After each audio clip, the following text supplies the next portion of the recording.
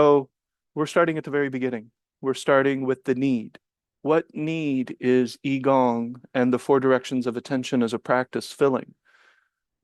I mean, why would anybody do this, right? It doesn't really make sense if nobody needs this practice that we would be focused on something like this. So there must be some sort of need, and that's what we're here for. All right, the crisis of attention. So let's see. All right, so we're going to start with my grandpa's wisdom.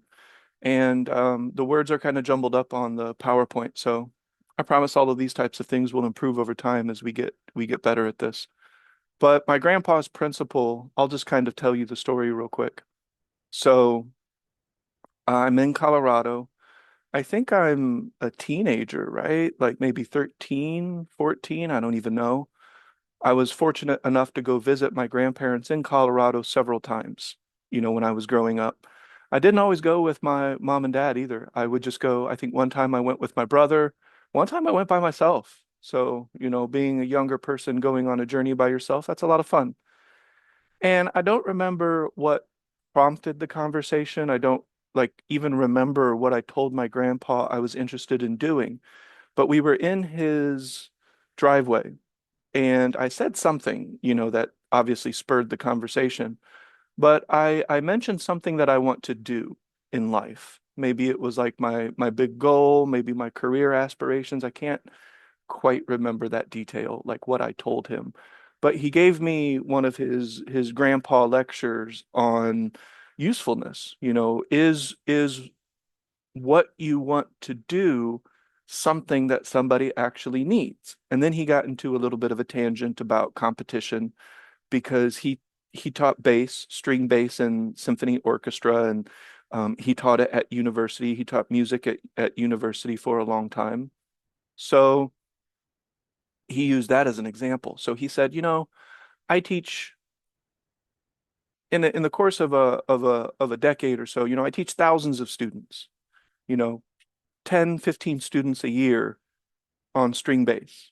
And some of them say that they have aspirations to be on the symphony orchestra of that state. And he's like, that's great. We need to have aspirations, we need to have goals, even if they seem really difficult. He said, but there's also a little need for being realistic. He pointed out that the chair in the symphony orchestra only turns over like once every 25 to 30 years. And when that seat does turn over, like when there becomes a vacancy in the symphony orchestra, there's thousands of people vying for that position. It's not just five people and they just, eeny, meeny, miny, mo. There's hundreds, if not thousands of people who want that spot in the symphony orchestra. They've been waiting for it too. And he's like, again, there's nothing wrong with that, but it's good to have another plan. It's good to have something else that you're going to want to do in the community because string bass, there's no need. Like there's no need for that. There's very few vacancies across the country, and when they do become vacant, it's highly competitive. And when a seat is filled, it's typically filled for a few decades. It's not a high rotation. So he was pointing out that, at the same time, he didn't want to crush my spirits, whatever I had suggested, he didn't want to crush that. But also, he was trying to instill a little bit of wisdom in there, a little bit of let's have a backup plan. And so that really got me thinking, not right at the time, but reflecting back on it, it really got me thinking about, the purpose of something, the usefulness of something. Are we creating something that is readily already available? Which again, if somebody does that, then maybe they're putting their own spin or, they're putting their own unique nature on it, and that's fine. But in principle, the idea is to fill a need where there is a need. Find something in the community, find something in your country, find something, in this case, in the human species, that there is an obvious need for something. There's a gap. And so we're going to talk about that gap. Okay, so we should be back on our slides. So the thing that we're going to talk about, and yeah, this was a timeless principle and things like that. But we're going to get into that gap that needs filled. And one of the things that when you become a more critical thinker, when you're able to think from multiple perspectives and multiple angles, and things aren't as binary maybe as they once were. You realize that the crisis of our species isn't just one thing. However, one major root cause for the dysfunction of the human species is what I call the crisis of attention. And what is that? So what do I mean by crisis of attention? Well, I am in the process of starting what, as far as I know, is the very first school of focus and attention. I'm sure there is, in the US somewhere, so I'm sure someone has heard of it or someone can go find it, but it's obviously not readily available because I know of none. And I've been doing this for a very long time. So I've been studying the mind and studying attention and working to improve my own life for as long as I can remember, which is really odd for a young person to think about, but nonetheless.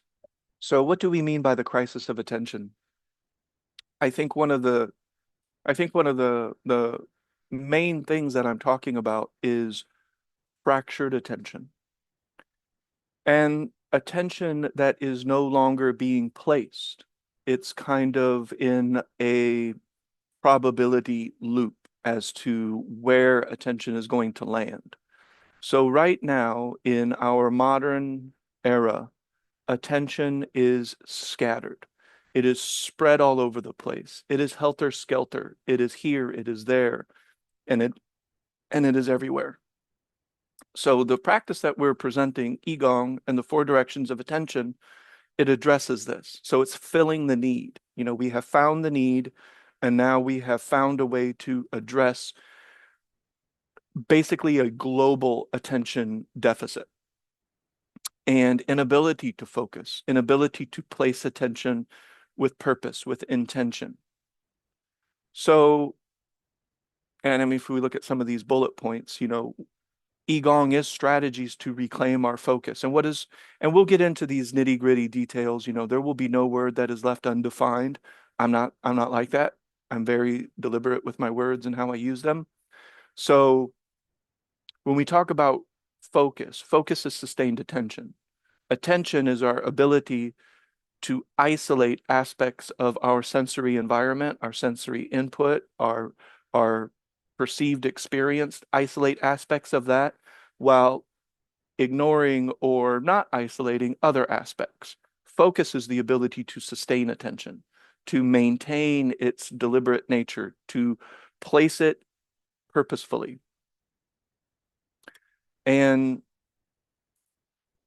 the condition that we're in right now is that attention is not placed purposefully. It is pulled by essentially just mathematic probabilities. So the probability of you opening your phone, if this is something that you do often, and you've been doing it often since, cell phones and the digital age got hot, which was what, 1997 or something like that, So the digital age really started to catch on fire in 2005, 2010. Everybody had a cell phone.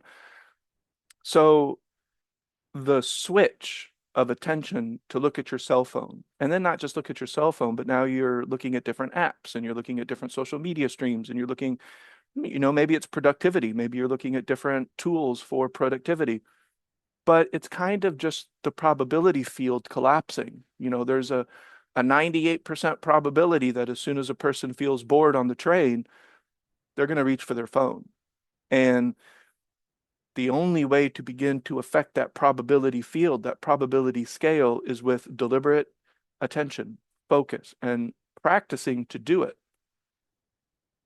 So hopefully that makes sense. But so what we're describing right now is a crisis in the whole world where human beings in general are just not that great at maintaining focus attention. We don't really learn about it in school. We don't really have any special schools. There's people, human beings who will have really great focus in one area. Maybe it's their passion, maybe it's something that they really like, and that makes sense. But then in every other aspect of their life, that same amount of focus isn't there for whatever reason. Everybody's a little bit different. Every life situation isn't the same. So this isn't going to be an identical situation across the board, but the root of the issue remains a tension that is a leaf at the mercy of the wind. And we're going to talk about that wind here in a couple slides.